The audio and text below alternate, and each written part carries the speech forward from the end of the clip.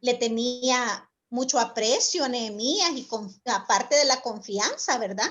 Y aprecio, pues él decide apoyarlo y le da todos los recursos que él necesitaba, las cartas que iba a necesitar para pasar, para llegar sin ningún problema, las cartas que le iba a dar a la persona que le iba a proporcionar al cuidador del bosque, ¿verdad? Que le iba a proporcionar la madera, le dio capitanes, le dio gente de a caballo, le proporcionó todo, ¿verdad? La mano de Dios estaba con él. Pero ya, ya cuando lo vemos a Nehemías que llega a la ciudad de Jerusalén a iniciar la obra, comenzamos a ver en el capítulo 4, 5 y 6 que comienzan a levantarse los enemigos, ¿verdad? Se levantan en contra de ellos y en contra del pueblo, pero los vemos a ellos dispuestos a luchar, ¿verdad? No dejarse amedrentar, a no dejarse atemorizar por esos enemigos, ¿verdad? Y por lo tanto, hemos dado un tema a estos 3 capítulos, que es los recursos de Nehemías contra la oposición. Ahora, para poder ver los recursos, para poder hablar un poquito de los recursos que Nehemías utilizó en contra de la oposición, vamos a ver primero las estrategias, las armas estratégicas que sus enemigos utilizaron para las estrategias que ellos utilizaron para poderlos hacer desistir de la obra, ¿verdad? Para ver cómo Nehemías y el pueblo le hicieron frente a esas estrategias de los enemigos, ¿verdad? Exacto. ¿Qué estrategias utilizaron sus enemigos? En primer lugar, trataron de desanimarlos, trataban de bajar su autoestima, como se puede ver en el capítulo 2 del capítulo 4. Y habló delante de sus hermanos y del ejército de Samaria y dijo: ¿qué hacen estos débiles judíos? ¿Se les permitirá volver a ofrecer sacrificio? ¿Acabarán en un día? ¿Resucitarán de los montones de polvo? Imagínense qué forma de desanimarlos, ¿verdad? Haciéndolos sentir como polvo quemado. Qué tremendo. Trataron de atemorizarlos para infundirles ese miedo, ¿verdad? Que estuvieran todos temerosos y que por el miedo no llevaran a cabo la obra. Los menospreciaban, nadie los valoraba, no tenían ninguna importancia a ellos, como podemos ver en el versículo, podemos verlo en el versículo 3 y 4. Estaban junto a él Tobías amonita, el cual le dijo: lo que ellos edifican del muro de piedra, si subiera una zorra, lo derribará. Oye, oh Dios nuestro, que somos objeto de menosprecio. Los menospreciaban, o sea, decían, ellos no van a poder levantar un muro fuerte, ¿verdad? Sino que van a levantar algo que no les va a servir, que se les va a caer. Entonces, no daban ellos ni un 5 por ellos, pues, porque ellos no se habían ganado realmente el respeto, ¿verdad? Ellos estaban en ruinas, estaban cómodos, ¿verdad? En la ruina. Entonces no hacían nada por levantarse, entonces tampoco ellos se daban su valor, ¿verdad? Por eso eran objeto de menosprecio. El oprobio, es decir, la burla pública, así como lo dice, como decía acá en el 2, habló delante de sus hermanos y delante del ejército, o sea, en público, ¿verdad? Les hacían burla pública, pues, ¿verdad? Luego, usaron también el engaño en el versículo 2 del capítulo 6. Ellos intentaban reunirse con Nehemías, ¿verdad? Con la intención de decirles, reunámonos, hablemos, negociemos, pero era un engaño, no, realmente no querían hablar ni negociar nada, lo que querían era hacerles daño, ¿verdad? Como dice el versículo 2 en el capítulo 6, Sanballat y Gesem enviaron a decir, ven y reunámonos en alguna de las aldeas del campo de Ono, mas ellos habían pensado hacerles mal. Eran engañosos, ¿verdad? Eran mentirosos. Y el único objetivo de ellos era destruirlos, hacerles mal. Usaron falsos mensajeros para divulgar las mentiras que habían inventado en contra de Nehemías y de su pueblo, ¿verdad? Podemos ver el versículo 5 del capítulo 6. Dice, entonces Sanballat envió a su criado para decir lo mismo por quinta vez, con una carta abierta en su mano. Con una carta abierta en su mano en la cual estaba escrito, se ha oído entre las naciones y Gazmú lo dice que tú y los judíos pensáis rebelaros. Pensaban rebelarse y que por eso habían levantado el muro. Y que él quería proclamarse rey, ¿verdad? Esos eran los falsos mensajeros que ellos usaban para levantar la calumnia, que era la otra, que es otra de las armas que sus enemigos estaban usando, ¿verdad? Acusándolos de rebeldes, de querer proclamar rey a Nehemías, ¿verdad? Lo cual era una total calumnia. También usaron falsas profecías en su contra. Podemos verlo en el versículo 10 y 11 del capítulo 6. Entonces luego, a la casa de, vine luego a casa de Semanías, hijo de Dalaía. Así es, Julita. Dalaía, dice aquí. Delaía. Hijo de Mehetabel, porque él estaba encerrado. El cual dijo, reunámonos en la casa de Dios dentro del templo y cerremos las puertas del templo porque vienen a matarte.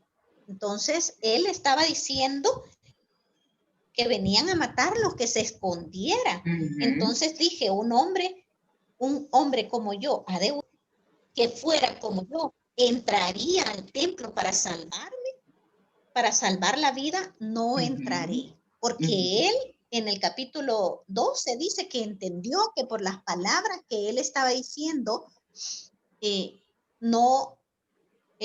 no venía de Dios. Dice en el capítulo 12, y entendí que Dios no lo había enviado. Eran los mismos mensajeros de Tobías y Sanballat,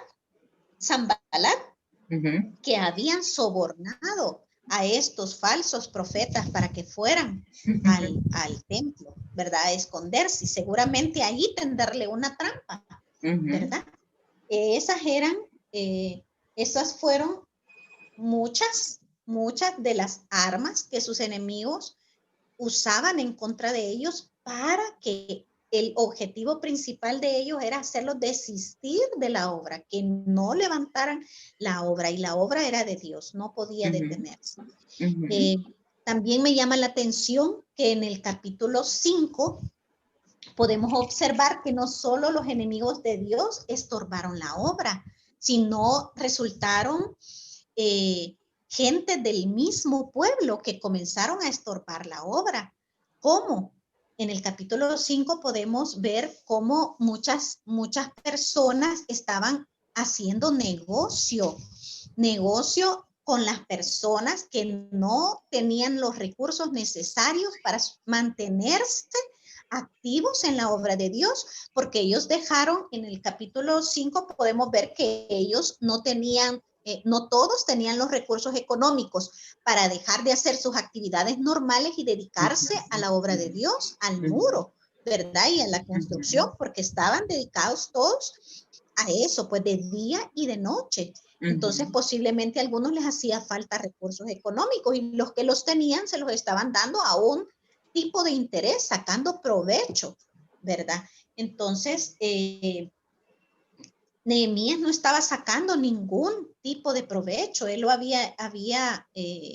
estaba trabajando en la obra de Dios por el deseo que Dios había puesto en su corazón, ¿verdad? Por el amor que él le tenía al pueblo. No estaba buscando ningún tipo de provecho. Estaba dedicando su tiempo a la obra por amor, ¿verdad? Podemos leer un par de versículos de aquí del capítulo 5, sí, del capítulo 5, y dice el 6, 7, 9 y 10, que es algo, pues, digamos, ellos fueron en ese momento un estorbo. Dice, y me enojé en gran manera cuando oí su clamor y estas palabras. Entonces lo medité y reprendí a los nobles y a los oficiales y les dije, exigís interés cada uno a vuestros hermanos, y convoqué contra ellos una gran asamblea. En el 9 dice, no es bueno lo que hacéis, no andaréis en el temor de nuestro Dios para no ser oprobio de las naciones enemigas nuestras. Ellos estaban con esto interfiriendo en la obra, ¿verdad? En la obra de Dios. Ellos estaban en ese momento bloqueando también la obra de Dios porque estaban creando un problema. En lugar de ayudar, estaban creando un problema. También yo y mis hermanos y mis criados les hemos prestado dinero y grano. Quitémosles ahora este gravamen. O sea, dejen de estar cobrando interés, ¿verdad? No tienen por qué. Si nosotros que lo estamos haciendo, lo estamos poniendo nuestros recursos al pueblo, porque ellos entre ellos mismos iban a tener que estar sacando lucro, pues, de esa situación. Bueno, ahora vamos a la parte de los recursos estratégicos de Nehemías para hacer frente a la oposición. Ya después de haber visto lo que los enemigos usaron en su contra, podemos analizar las estrategias que también Nehemías y su pueblo usaron, ¿verdad? Para hacerle frente a todas esas acechanzas del enemigo. Y desde un principio vemos a Nehemías dedicado a la oración y al ayuno, ¿verdad? Esos fueron sus primeros recursos y quizás los recursos que le abrió la puerta, no solo la puerta ante Dios, sino que también al hombre, ¿verdad? Porque si Dios abre una puerta, Dios sabe a qué persona va a usar para poder ayudar, ¿verdad? A lo que nosotros estamos pidiéndole a Dios. Luego, ya cuando vemos a Nehemías trabajando en su pueblo, uno de los recursos, de los primeros recursos que él usó ya con el pueblo de Israel, fueron palabras de ánimo, ¿verdad? Desde un inicio, él comenzó, después de que él revisó, fue a ver la situación en la que estaban los muros, porque fue y supervisó personalmente, comenzó a hablar ya con propiedad, ¿verdad? Ustedes saben cómo está. Entonces, tocándoles, digamos, la situación grave en la que ellos estaban, comenzó a animarlos.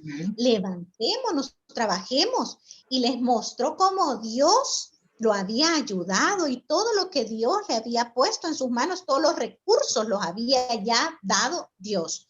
Lo único que ellos tenían que hacer es levantarse y construir, ¿verdad? Él les mostró al Dios grande, fuerte y temible que estaba de su lado y que Dios iba a ser el que iba a prosperar su obra, ¿verdad? Que era Dios el que iba a levantar esa obra, ¿verdad? Esa era Lo que yo puedo ver ahí también y me gusta mucho es que Nehemías usaba las mejores palabras, tenía el mejor ánimo, claro, ¿verdad? Porque tenía la gracia de Dios. Incluso podemos ver que desde un principio la gracia que él tuvo delante del rey fue por la gracia de Dios. Entonces él también tenía gracia para hablar con el pueblo y provocar el ánimo, inyectar ese ánimo para que ellos en el mismo momento dijeron, ok, levantémonos, construyamos y salgamos del oprobio, ¿verdad? Porque ellos estaban pues en total oprobio, en total ruina. Luego podemos ver la plena convicción, la convicción en la vida de Nehemías, plena convicción de que Dios está de su lado y que Él los va a prosperar, que Él va a levantar su obra. No es la obra de Nehemías, no es la obra del hombre, es la obra de Dios, lo que Dios quiere para su pueblo, lo que Dios quiere para nosotros. Luego, ya cuando dan inicio a la construcción, podemos ver cómo el trabajo en equipo fue una de las herramientas, ¿verdad? Una de los recursos estratégicos que él usó para poder llevar a cabo la obra con éxito, el trabajo en equipo como familia, para luchar por ellos mismos, por sus mujeres, por sus hijos, por sus casas. Era una forma también de motivarlos a ellos. Era otra estrategia para motivarlos, ¿verdad? Porque incluso nosotros hoy día, bueno, yo en mi caso, siempre quise ser ama de casa, qué curioso, ¿verdad? Siempre quise ser, yo siempre hubiera querido estar en mi casa cuidando a los míos, cuidando a mi hijo, pero una de las cosas que mi esposo me decía era, mira, tenemos que trabajarlo todos porque así nos cuesta menos, así le damos más a nuestro hijo las cosas que él necesita, él no va a tener necesidad de nada y bueno, y yo decía, está bien, tienen razón, voy a trabajar más para mi hijo, por amor a mi hijo, ¿verdad? Entonces, esa era una forma de motivarlos, de Nehemías, a ellos, que lucharan, que vieran a su familia, ¿verdad? Que vieran, ese fuera el motivo de animarlos, vean a su familia, ellos necesitan una mejor ciudad, una ciudad protegida, una casa protegida, ¿verdad? Luego, vemos cómo él fomentaba la unidad como equipo. La unidad era una forma de luchar, ¿verdad? Por un mismo objetivo. El objetivo era la reconstrucción de la ciudad y los beneficios eran para ellos mismos, ¿verdad? Tener una ciudad fortalecida no les iba a servir nada más a ellos, ¿verdad? Porque incluso yo imagino que Nehemías tenía que regresarse con el rey y él estaba bien, pues. Él estaba viviendo muy bien, pero él no podía quedarse tranquilamente viviendo el bien y dejando al pueblo en oprobio, ¿verdad? Exacto. En ruina. Luego, la otra, cuando ya los enemigos comienzan a levantarse en su contra, y comienzan a ver que los enemigos no descansaban y querían seguir, ¿verdad? Atacándolos. Bueno, comienzan a usar estrategias de trabajo y de defensa, ¿verdad? Dice que el 50% trabajaba en la obra de Dios y el otro 50% tenían ceñido. Bueno, la gente que trabajaba también tenía ceñida en su lomo la espada. Entonces, me imagino yo que trabajaban, pero estaban listos por si de repente tenían que cesar la obra para pelear y defenderla, ¿verdad? Y había otro 50% que estaba listo solamente para enfrentar al enemigo, que estaban todos listos con sus arcos, flechas, corazas, estaban bien equipados, ¿verdad? Entonces, un 50% estaba listo para la batalla, el otro 50% peleaba y tenía su espada ceñida en el lomo, ¿verdad? Esas eran sus estrategias, no solo de trabajo, sino que de defensa también. También un trabajo continuo, trabajo sin cesar, tenían trabajo de día y de noche. Como dice en el versículo 22, del capítulo 4. También dije entonces al pueblo, cada uno de sus criados permanezca dentro de Jerusalén y de noche sirvan de centinela y de día en la obra. Estaban trabajando día y de noche. ¿Y cómo iban a poder? Pues yo en mi humanidad no podría. Porque aparte que soy un poquito dormilona, ¿verdad?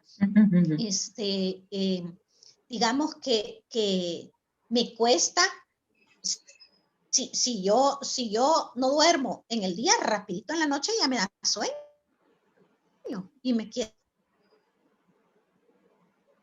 dormir. Ajá. Entonces, ¿cómo hacían? ¿Cuál cita Realmente dijo es una tremenda enseñanza que nos deja Nehemías. ¿Sí? En pruebas, lucha y de ¿Cuál fue la cita que en la dijo? oración. La cita bíblica dice, Reinita. El versículo 22 del capítulo 4. Ah, ya. Ahí dice, ¿verdad? Que en la noche servían de centinela y en el día trabajaban. Imagínense qué tremendo, ¿verdad? Y luego,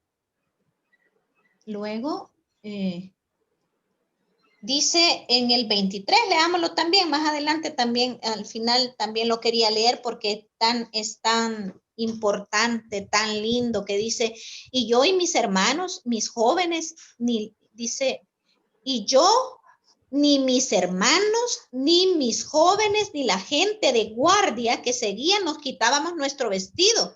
Cada uno se desnudaba solamente para bañarse. Es increíble, ¿verdad? Ese trabajo. Solo se desvestían, se bañaban y se volvían a cambiar para estar listos. Una para trabajar y la otra para estar listos haciendo guardia, ¿verdad? Me imagino que lo que hacían era turnarse, ¿verdad? Por familia, unos dormían un ratito y los otros pilaban y después les tocaba cambiarse, pero estaban siempre listos, ya vestidos, ¿verdad? Y seguramente dormían con su espada a un lado, por si les tocaba levantarse a pelear, ¿verdad? Entonces sí, realmente es impresionante todo lo que esta gente hizo para llevar a cabo la obra de Dios. Gran ejemplo para nosotros, ¿verdad? Porque nosotros a veces poquito hacemos y ya estamos cansados. Yo me acuerdo que a mí antes los cultos largos me cansaban, ¿verdad? Entonces, pero es porque a uno le hace falta amor por la obra, amor por la palabra de Dios, que es lo que tenemos nosotros que aprender de esta gente, ¿verdad? Desde el principio de la obra observamos que Nehemías se fortaleció con la oración y al enfrentar a la oposición ponía delante de Dios a sus enemigos, ¿verdad? Él le pedía a Dios que él hiciera juicio. Él no levantaba sus manos en contra de sus enemigos, ¿verdad? No peleaba. Él no se levantaba, este ya me colmó la paciencia, ¿verdad? Vamos y matemos a este a palar, ¿verdad? Y de hecho yo creo que él con los capitanes que tenía podía hacerlo, pero no lo hizo porque la obra la estaba levantando Dios y la dirección la estaba dando Dios. El juicio o la venganza era de Dios, no de él, ¿verdad? Pero la obra no se detenía, la obra avanzaba y sus enemigos cada vez más enfurecidos. Y en lugar de desistir, lo que hacían era seguir confabulando, ¿verdad? Incluso confabulaban para matarlo, ¿verdad? No solo hacer el mal y bloquearlo y mira, mejor sacarlo corriendo de Jerusalén, andate allá a tu trabajo que no tenés nada que estar haciendo aquí, sino que hasta matarlos. Pero la obra de Dios no se detuvo porque era de Dios, no era de Nehemías, ¿verdad? Tal vez en la fuerza humana un hombre se hubiera desistido de la obra. Ay, no, mucho problema. Si yo allá estaba bien tranquilo, pues bien relax, ¿verdad? Si yo no tengo necesidad de que aquí me estén maltratando y haciéndome ver de menos. No, él siempre se tomaba y les motivaba a los demás a agarrarse de las manos, a pedir fuerzas cuando hubieron momentos de debilidad en el pueblo. Hubieron momentos en los que el pueblo estaba desanimado, ¿verdad? Y ya no soportaban. Me imagino que no solo las cosas que estaban haciendo en contra de ellos, sino que también el trabajo debió haber sido cansado, ¿verdad? Entonces de repente se desanimaban, puchica, esto está bien difícil, mejor sigamos como estábamos, ¿verdad? Pero no, siempre Nehemías motivándolos a creer en ese Dios grande, fuerte y temible, ¿verdad? Amén. Entonces, no importaba lo que siguiera el enemigo confabulándolo. Así que como el pueblo de Israel trabajaba con su espada ceñida en los lomos, así nosotros debemos ceñir nuestra espada de la verdad, ¿verdad? Que es la palabra de Dios, escudriñarla, meditarla de día y de noche, ¿verdad? Como dice, vamos a ver, palabra de Dios, con el objetivo principal, dice, de prepararnos para toda buena obra, escudriñar la escritura y prepararnos para toda buena obra, como dice segunda de Timoteo 3, 16 y 17. Si gustan, lo leemos. Okay. ¿Verdad? Me gustó mucho ese versículo porque dice que el hombre de Dios tiene que estar preparado para toda buena obra. Amén. Y ellos, el pueblo de Jerusalén, se preparó, dice que emprendieron sus manos para trabajar en una buena obra, ¿verdad? Excelente. Así es que segunda de Timoteo 3, 16 y 17 dice, toda la escritura es inspirada por Dios, útil para enseñar, para redarguir, para corregir, para instruir en justicia, a fin de que el hombre de Dios sea perfecto, enteramente preparado para toda buena obra. Perdón, Reinita, que la desinspire, pero ya nos queda un minuto, así de que este minuto lo podemos aprovechar entonces para salir y volver a entrar. ¿De acuerdo? Salimos. Sí, salimos, okay. Ajá, y volvemos a entrar. Sí, sí, perfecto, por favor. Perfecto. Por favor. Perfecto. Sí. Ok.